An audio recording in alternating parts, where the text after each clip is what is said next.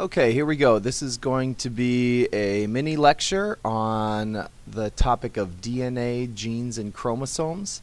This is going to represent its own learning target and really its own unit that is going to ask you to explain the relationship between DNA, genes, and chromosomes, and you will need to be able to demonstrate that you can identify them also from a drawing. So as you take your notes today, please focus on getting good drawings that are labeled with descriptions next to them of what each of these parts are.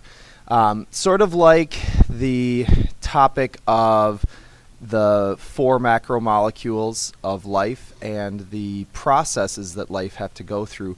This is going to be one of those topics that is sort of repetitive this trimester. Basically, everything from this point on in the trimester is going to revolve around the concept of DNA, genes, and chromosomes. These 3 things are going to be woven into every unit that we have the rest of the trimester. So it's pretty important that you understand this relationship now because this is kind of foundational information. So the last unit that we focused on dealt with the cell membrane. And in the cell membrane, we had a couple of the 4 macromolecules. We were looking at carbohydrate chains, we were looking at lipids forming the bilayer, we were looking at proteins that form channels. This topic focuses primarily on one of the 4 macromolecules, nucleic acids. Nucleic acids, more commonly known to you right now as DNA, although you'll learn about more of them as we go through the trimester, are important understanding them is important for the rest of the units that we're going to be covering. So you'll want to get a good handle on this right now. So we're going to begin by talking about DNA. Most of you, I hope, recognize DNA in this diagram here. This is what the structure looks like. It's a double helix, kind of a twisted ladder shape with these rungs in between. And the rungs are made up of letters, and we'll study those letters in more detail later. For right now, you need to know this about DNA. You need to know that DNA is the molecule in the cell which stores information. Okay, so this is a DNA strand, and they're extremely long.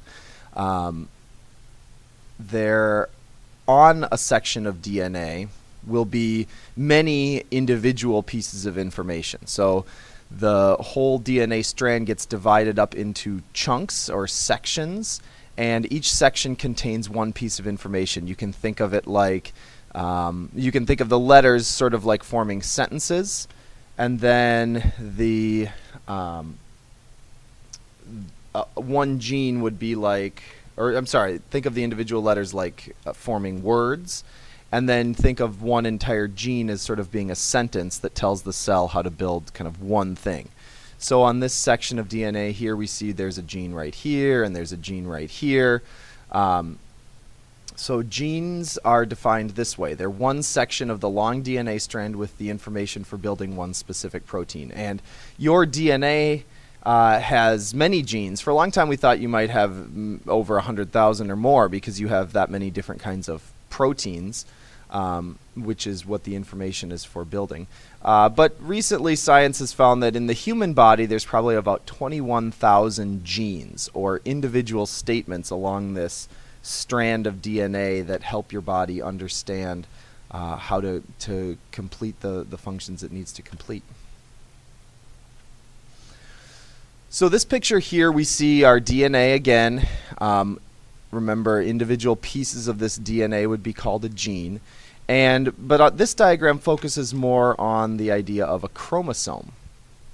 So what is a chromosome? A chromosome is the DNA that ends up getting coiled up. Now, it needs to be coiled up because, as I said before, it's very long. One strand of DNA in just one of your cells, or the DNA in just one of your cells, would be several meters long if you stretched it out from end to end, which would come out to about 9 to 10 feet long. So how do you get this very long molecule into a nucleus in a cell, into this very tiny space? And the way that happens is the DNA gets formed into chromosomes. So here's kind of a definition of a chromosome. It's DNA that has been coiled around a histone protein. Now, the histone part isn't necessarily the part that's the most important, but I do want you to understand that here's another macromolecule, proteins, these little kind of blue dots here. And around those blue dots, the DNA molecule gets coiled up and packaged into these tight little wraps that ultimately form a shape, and often you'll see it drawn as kind of this X-shaped thing that will be found in the nucleus. So here we have many chromosomes, many of these X-shaped things, and each one is a long piece of DNA that's been coiled around some histone proteins. The purpose of a chromosome, and this is another thing you need to understand, is to make the DNA itself smaller, to package it, and also to organize the DNA, well, specifically to organize the genes that are on the DNA into a specific region. And let me show you what that looks like.